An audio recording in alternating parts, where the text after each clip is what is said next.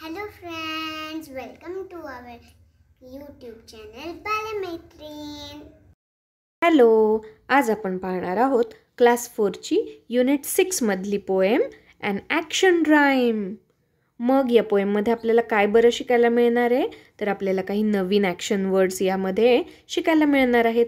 मग पहिलं पाहूया कविता म्हणायची कशी. Like a leaf or a feather in the windy weather we will all twirl around and all sink down together.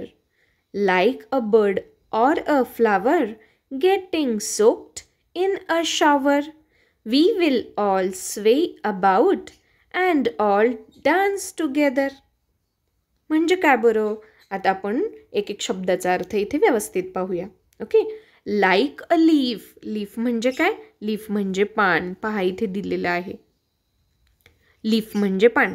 पहा इथे दिलेलं आहे. मग आता आपण काय करायचं? Like a leaf or a feather. Feather म्हणजे पंख, पीस. मग यांनी काय सांगितलं आपल्याला इथे की पानासारखं किंवा पिसासारखं आपण काय करायचं? In the windy weather. Windy म्हणजे जेव्हा खूप वारं सुटतं. उन्हाळ्याच्या सुरुवातीला पहा वारं सुटतं की नाही भरपूर. मग तशा वाऱ्याच्या वेदरमध्ये म्हणजे हवामानामध्ये काय करायचं आपण? We will all twirl around. आपण काय करायचं? तर गोल गोल गिरक्या घ्यायच्या. ट्वर्ल म्हणजे गोल गिरक्या घेणे. म्हणजे पहा इथे दाखवलंय त्यांनी तसं. हे पान कसं गिरक्या घेत खाली आलंय की नाही. मग तसंच आपण सुद्धा काय करायचं? गरगर फिरायचं. ओके. तुम्ही खेळता की नाही? खेळताना फिरता की नाही स्वतःभोवती गोल तसंच. Okay. And all sink down together. म्हणजे काय बरं? तर पान जसं गोल गिरक्या घेत जमिनीवर पडतं तसंच आपण सुद्धा गोल फिरायचं आणि खाली पडायचं. ओके. मज्जा येईल की नाही? एकमेकांना लागून घेऊ नका म्हणजे झालं. ओके. मग नेक्स्ट म्हणजे याच्यात आपल्याला कुठला ॲक्शन वर्ड शिकायला मिळाला, तर ट्वर्ल हा मिळाला. ट्वर्ल म्हणजे काय? गिरक्या घेणे. आणि सिंक डाऊन म्हणजे खाली पडणे. ओके. तसं सिंकचा अर्थ होतो सिंक म्हणजे बुडणे. ओके. वेदर म्हणजे हवामान, तुम्हाला माहितीच असेल. ओके. आता नेक्स्ट स्टांझामध्ये काय आहे पाहूया. Like a bird or a flower. Bird, BUD bird. Bird म्हणजे काय? बर्ड म्हणजे कळी. ऑर अ फ्लावर किंवा फूल. कळीसारखं किंवा फुलासारखं. Getting soaked in a shower. Soak, SOAK soak. Sorry, SOAK soak. Soak म्हणजे भिजणे. म्हणजे काय? जेव्हा पावसाचं पाणी पडतं फुलावरती, कळीवरती, तेव्हा ते कसं भिजतं? छान शॉवर खाली आंघोळ केल्यासारखं. तसं यांनी सांगितलं की आपण पण काय करूया? कळीसारखं किंवा फुलासारखं भिजूया. Okay. We will all sway about. Sway म्हणजे डोलणे. जसं वाऱ्यावरती कळी, फूल डुलतं की नाही झाडावरती, तसं आपण सुद्धा काय करूया? डुलूया. And all dance together. आणि आपण सगळे एकत्र डान्स करूया. म्हणजे या स्टांझामध्ये आपल्याला काय काय शिकायला मिळालं? पहिलं आहे सोक. सोक म्हणजे भिजणे. आणि स्वे म्हणजे डोलणे. ओके. मग याच्यामध्ये काय सांगितलंय की जसं कळी किंवा फूल जसं पावसाच्या पाण्यामध्ये भिजतं आणि छान डोलत असतं झाडावर, तसं आपण सुद्धा डोलूया आणि एकत्र डान्स करूया असं त्यांनी आपल्याला सांगितलंय. ओके. समजली का तुम्हाला कविता?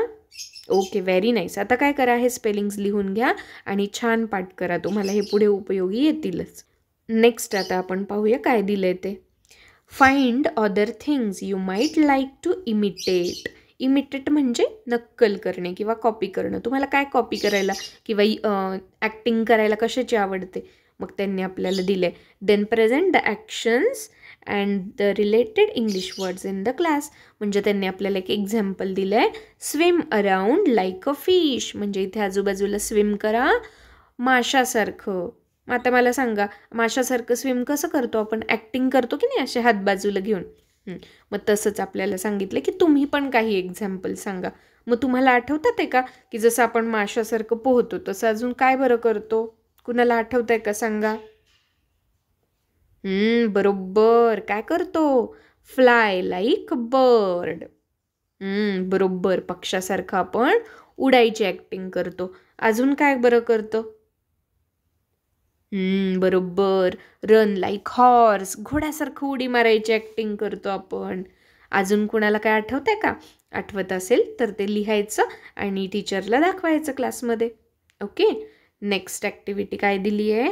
Mark what you write. तुम्ही जे लिहिता ते मार्क करा. म्हणजे काय बरं? तर आपण जे काही सेंटेन्स लिहितो, वाक्य लिहितो, त्याच्यानंतर आपल्याला काय करावं लागतं? तर वेगवेगळे आपल्याला मार्क लिहायला लागतात. म्हणजे काय? चिन्ह लिहावी लागतात. म्हणजे काय बरं? जसं की इथे दिले पहा, फुल स्टॉप द्यावा लागतो किंवा प्रश्नचिन्ह द्यावं लागतं, म्हणजेच क्वेश्चन मार्क द्यावा लागतो. उद्गारवाचक चिन्ह म्हणजे एक्सक्लेमेटरी साईन देतो आपण, किंवा असं वरती एक कॉमासारखं देतो, म्हणजेच त्याला इंग्लिशमध्ये ॲपॉस्ट्रॉफे बोलतात. Okay.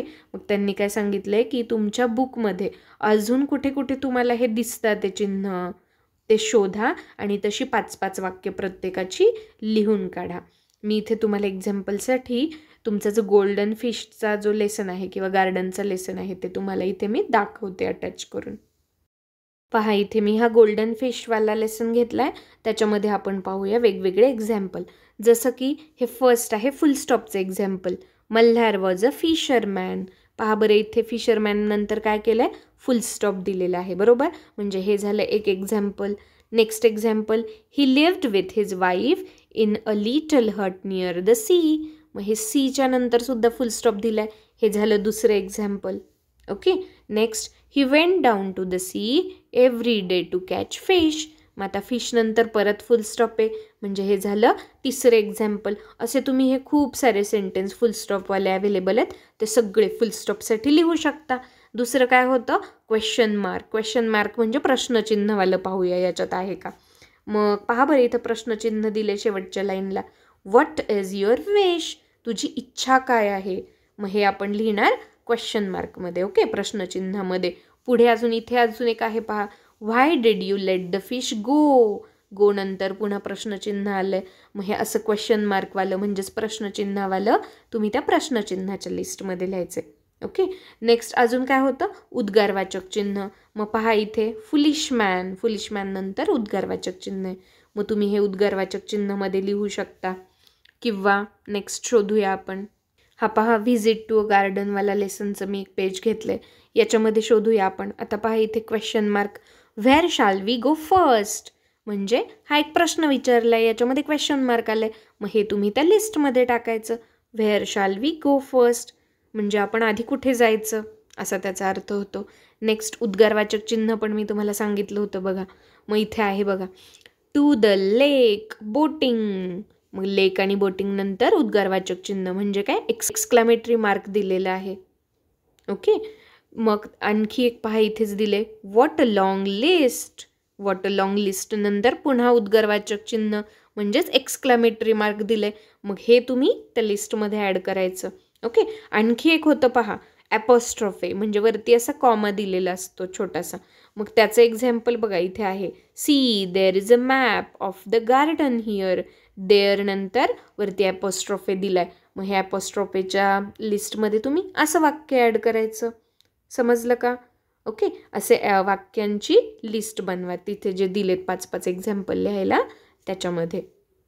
Find at least one example of each of this mark from some other book or magazine.